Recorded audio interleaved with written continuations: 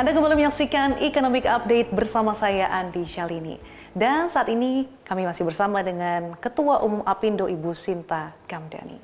Ibu Sinta, kita lanjutkan lagi perbincangan. Kalau di segmen sebelumnya ada beberapa catatan ya Bu bagi pemerintah terkait dengan proyek IKN. Tapi kalau pandangan pelaku usaha, sebetulnya seberapa menarik sih proyek IKN ini? Ya, jadi kalau dilihat peluang itu pasti banyak sekali ya, Sa. Jadi kalau kita lihat kan ini pembangunan benar-benar kota baru, ya, di mana masih belum ada apa-apa kan, awalnya benar-benar tanah gitu kan. Jadi pasti kesempatan untuk pengembangan proyek itu banyak gitu. Kami lihat pemain-pemain pelaku dari segi properti pasti sudah melihat kan kemungkinan mereka untuk bisa pengembangan di daerah tersebut. Apalagi kita juga melihat bahwa infrastruktur dasar itu tadi yang dikatakan mengenai fasilitas-fasilitas umum itu kan perlu, seperti rumah sakit untuk kesehatan, pendidikan, juga perlu fasilitas untuk komersial ya, seperti retail, mall dan lain-lain, itu pasti restoran dan lain-lain, hotel. Nah, tapi mungkin kembali lagi kita melihat bahwa memang peluang yang utama juga Indonesia ini kan mau IKN itu jadi smart city, ya kan, smart city, namanya Green Forest City, ya kan.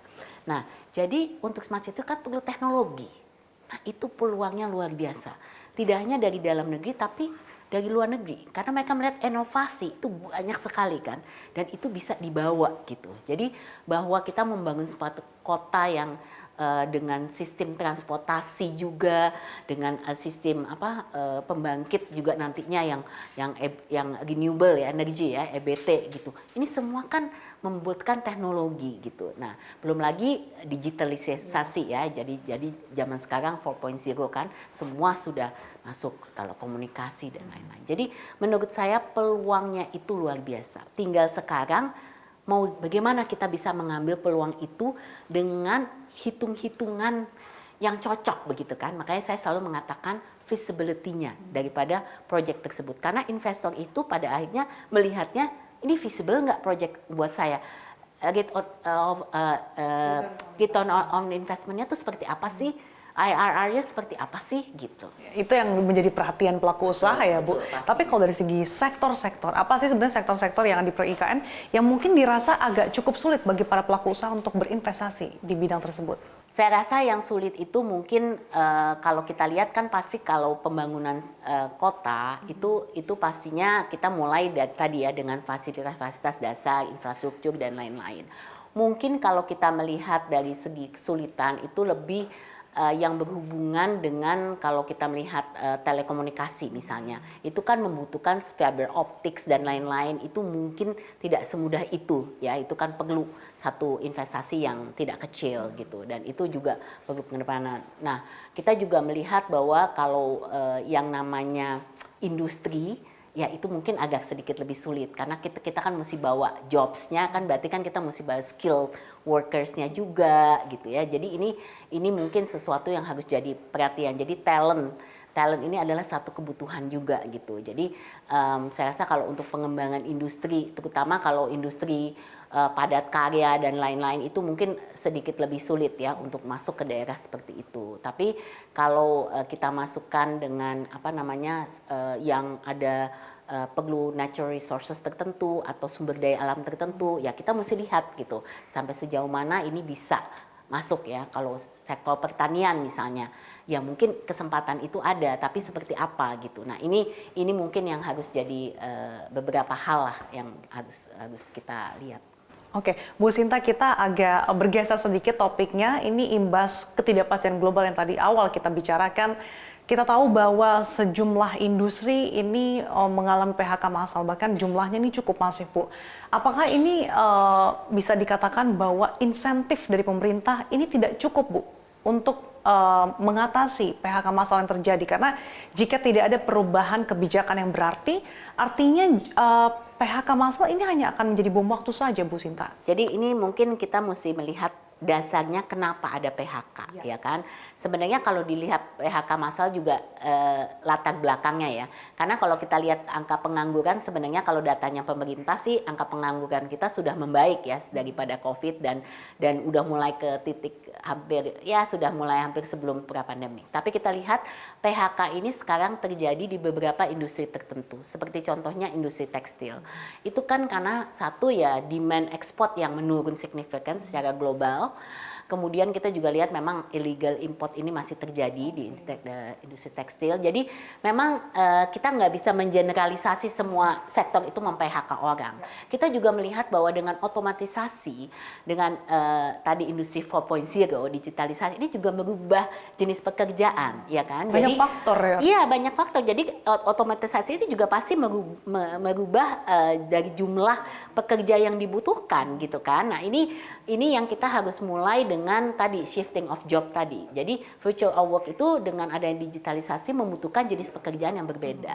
Ini juga harus jadi perhatian. Jadi kita nggak bisa generalisasi, oh ini PHK massal, cukup nggak insentif. Nah, untuk insentif dari segi pemerintah, memang kita sudah mengapresiasi ya beberapa kebijakan yang keluar dari pemerintah, dan ini kita mesti evaluasi juga, does it work or not gitu loh, apa yang terjadi gitu. Karena ada hal-hal yang memang contohnya pada karya itu kan pada waktu itu pemerintah juga mengeluarkan untuk membantu ya insentif supaya yang industri pada karya itu dari segi gaji, upah ya, karena kemarin itu kan kenaikannya cukup signifikan gitu. Nah, bagaimana itu bisa membantu industri padat karya itu kita apresiasi udah keluar. Cuma memang nggak semua mungkin bisa mengambil insentif seperti itu gitu. Jadi ini hal-hal yang mesti kita perhatikan juga. Oke, jadi tidak hanya demand dari luar begitu ya Bu terkait dengan hal ini, tapi juga impor yang masih merajalela dan juga tadi terkait dengan digitalisasi yang ternyata mengubah cara pola bekerja. Kita balik lagi Bu ke topik masa transisi. Ini cukup menarik Bu karena kalau kita lihat sebetulnya Indonesia bukan hanya sekali Bu mengalami masa transisi. Bahkan kalau kita ambil contoh masa transisi kepemimpinan presiden yang mengalami 2 periode di akhir masa pemerintahan Presiden SBY di tahun 2013-2014. Tapi sebetulnya Bu, apa sih Bu yang menjadi perbedaan antara masa transisi kepemimpinan di tahun 2013-2014 dan di masa tahun ini 2023 ke 2024? Ya, saya rasa kita nggak perlu banding-bandingin. Tapi yang pasti kita bisa lihat bahwa zamannya kan juga berubah, gitu kan. Jadi memang fokus yang ada saat ini di pemerintahan itu juga berubah. Jenis kepemimpinan masa depan yang mau untuk mengambil alih tampuk kepemimpinan di Indonesia juga berbeda gitu kan. Nah ini tapi saya nggak bilang soal kandidat ya, saya mengatakan soal isu-isu yang harus diangkat dan harus dilanjutkan gitu. Jadi saya melihat bahwa dari segi pekerjaan-pekerjaan besar yang sudah dilakukan pemerintah saat ini, itu kebanyakan adalah sesuatu yang harus dilanjutkan, nggak mungkin bisa berhenti gitu kan. Seperti kalau kita ngomongkan soal hilirisasi. Nggak mungkin dong kita mau berhenti begitu saja. Industrialisasi itu kan harus terus jalan gitu loh. Kita sudah mulai. Pengembangan infrastruktur. Nggak mungkin ini kita besar-besaran kita investasi untuk infrastruktur. Nggak mungkin itu bisa diberhentikan begitu saja gitu kan. Kemudian peran daripada pusat dan daerah, koordinasi pusat daerah. Kita masuk ke dalam sistem regulasi maupun perizinan gitu. Nah ini hal-hal yang desentralisasi ini kan sudah jalan, nggak bisa kita apa-apain gitu kan. Cuman faktornya bagaimana kalau kita mau integrasikan seperti contohnya OSS itu bisa jalan. Nah itu harus dilanjutkan, nggak mungkin upaya yang sudah begitu besar dengan Undang-Undang Cipta Kerja toto berhenti, nggak mungkin gitu. Jadi banyak hal yang saya rasa sudah berbeda dengan kondisi sebelumnya yang tidak ada pilihan, tapi kita memang harus melanjutkan gitu. Makanya tadi yang saya selalu ingatkan, gimana sih caranya supaya kita bisa bertanding untuk bersanding itu, gitu. Bahwa siapapun yang menang itu harus bisa bersama-sama bekerja untuk masa depan Indonesia. Karena kompetisinya sekarang itu bukan Indonesia, kita berkompetisi dengan negara lain. Kita harus berdaya saing untuk bisa berkompetisi. Nah, itu harus dilakukan secara bersama-sama kan. Jadi siapapun pemimpinnya, ini tetap menjadi pekerjaan rumah Indonesia, negara kita, untuk bisa bersaing dengan negara lain. Ada sejumlah pekerjaan rumah yang harus dilanjutkan ya Bu. Ini bukan opsi tapi menjadi keharusan ya Bu untuk pemimpin berikutnya. Tapi kalau pandangan pengusaha, sebetulnya kan ada beberapa aspek yang menjadi pertimbangan seperti infrastruktur, kemudian terkait dengan birokrasi dan juga regulasi. Kalau pandangan Bu Sinta seperti apa sih Bu ketiga aspek ini, kondisi ataupun progresnya sepanjang semester pertama tahun ini? Saya rasa kalau infrastruktur kita nggak usah bicara deh. Itu saya rasa pengembangan infrastruktur luar biasa. Tidak hanya di Jawa, di luar Jawa. Ya, kita lihat bahwa itu wah, sungguh luar biasa. Malah kita mungkin mesti melihat memang efektivitas daripada utilisasi daripada infrastruktur itu ya. Tapi itu pengembangan yang luar biasa. Kalau kita bicara soal birokrasi, kita mesti lihat bahwa reformasi birokrasi itu kan sebenarnya sudah terus bergulir. Tapi kita melihat kondisi dengan adanya korupsi, dengan adanya perizinan yang masih banyak yang buntu. Karena apa? Bukan hanya karena pemerintah pusat, juga pemerintah daerah, juga koordinasi antara pusat dan daerah. Jadi birokrasi itu satu momok di Indonesia yang tidak mudah untuk dirubah. Karena mindset for the people gitu ya. Jadi budaya. Nah, ini tidak berubah, tidak bisa berubah gitu. Dan korupsi juga sama gitu. Indeks korupsi kita malah lebih buruk ya dalam satu sisi gitu. Nah, itu bagaimana? Perbaikan mungkin sudah ada, tapi tetap itu satu momok yang gimana cara menghilangkannya. Itu saya rasa selalu menjadi pertanyaan. Jadi kalau catatan mungkin birokrasi itu memang tidak mudah. Reformasi sudah banyak, perbaikan mungkin ada di banyak kementerian sudah bagus, tapi secara overall saya rasa ini masih tetap menjadi sebuah PR. Apa yang menjadi kekhawatiran atau tantangan yang dihadapi oleh pelaku usaha khususnya terkait dengan birokrasi yang meskipun sudah ada reformasi perbaikan, tapi masih saja menjadi momok yang tadi Anda katakan, Bu Sinta? Jadi kita tuh selalu mengatakan ya, kalau dari segi pengusaha ini ceritanya pengusaha yang mau bisa melakukan aktivitas dan kegiatannya sesuai dengan aturan main gitu ya. Nah, kita melihat banyak proyek juga yang mangkrak gitu karena proses perizinan yang berlarut-larut. Itu masih ada gitu loh. Dan kadang-kadang perusahaan itu kemudian karena sudah tidak sabar ya harus berhenti atau ya melakukan tindakan-tindakan yang tidak benar sebenarnya. Meskipun sudah ada OSS, Bu. OSS ini kan suatu loncatan yang luar biasa, ekspektasinya sangat tinggi. Tapi dari segi implementasi itu tidak mudah OSS itu. Bayangin aja integrasi semua aturan, ya kan pusat daerah menjadi satu sistem, itu tidak mudah gitu. Jadi menurut saya kalau OSS itu ekspektasinya terlalu tinggi. Apalagi kita mau ada risk based analysis sekarang kan dengan RBA. Tidak mudah dari segi eksekusinya. Gitu. Jadi buat saya ini jangan kita berhentikan. Kita harus terus lanjut, kita mesti cari solusi untuk supaya ini bisa jalan. Karena inisiatifnya udah luar biasa, cuman gimana supaya ini bisa implementasi. Jadi momok Indonesia ini kan kita sampai sekarang tuh policy yang baik kadang-kadang tidak bisa dieksekusi dengan baik. Oke, eksekusinya tuh menjadi bottleneck ya Bu. Tapi apa yang menjadi tantangan, apalagi kita tahu Ibu memimpin Apindo di masa transisi kepemimpinan, di tahun politik juga masuk ke tahun politik, ini akan seperti apa nantinya Bu? Ya, jadi peran daripada pelaku usaha dalam kaitan ini kami dari Apindo juga sedang mempersiapkan roadmap perekonomian 5 tahunan. Jadi memang kita setiap 5 tahun pemerintah baru itu selalu kita siapkan. Dan di dalam roadmap perekonomian itu kita ada sektoral dan lintas sektoral. Itu masukan-masukan konkret kepada pemerintah. Termasuk policy kebijakan secara detail. Jadi kita punya policy matrixnya. Jadi kami merasa bahwa listen to us gitu. Kita yang sebagai pelaku usaha di lapangan daripada real sektor itu kita punya catatan-catatan yang bisa menjadi perhatian pemerintah yang akan datang gitu. Jadi nanti kita akan berikan ini dan kita akan sampaikan kepada semua calon supaya nanti bisa masuk ke dalam program ekonomi masing-masing calon yang ada. Nah, tentu saja yang kami harapkan, makanya kami selalu mengatakan kepada pelaku di lapangan juga we cannot give up gitulah. Jadi Apindo juga kami terus mencoba untuk kritis ya, masukan-masukan yang bisa memberikan manfaat, tapi juga kadang-kadang kita harus kritis memang gitu untuk bisa menyampaikan ini belum jalan loh. Ini harus bisa dijalankan kok gitu. Dan saya rasa pemerintah cukup terbuka untuk bisa menerima itu dan yang penting solusinya gitu. Gimana kita bisa sama-sama juga mencari solusi yang tepat supaya perbaikan ini bisa dilakukan.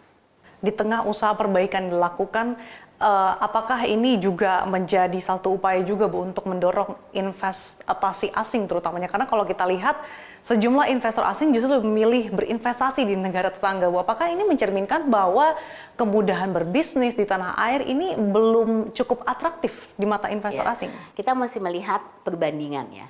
Sekarang kita lihat dulu nilai investasi. Pasti Pak Bali mengatakan nilai investasi kita naik signifikan. Tahun lalu naik sampai 34% sampai 1,2. Tahun ini akan naik lagi. Jadi kalau angka sih menunjukkan kenaikan. Nah sekarang yang kita mesti lihat investasinya dari mana gitu.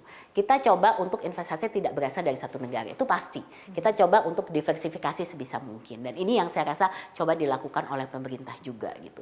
Tapi kalau namanya persaingan, itu pasti aja negara yang lebih dari kita pasti ada. Negara tetangga kita Vietnam yang katanya dapat investasi jauh lebih besar, itu pasti ada gitu. Yang sekarang yang kita harus lakukan, apa sih yang dibagikan Vietnam yang tidak dibagikan Indonesia? Nah ini yang kita sekarang perlu untuk kita data ya kan, kita lihat oh ini insentif ini yang bisa membantu. Ini yang kita kan sekarang udah buka juga ya, ada prioritas investasi bukan daftar negatif investasi, itu udah sangat bantu.